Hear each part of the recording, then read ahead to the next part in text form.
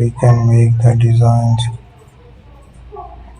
use the shapes here, explore the changes.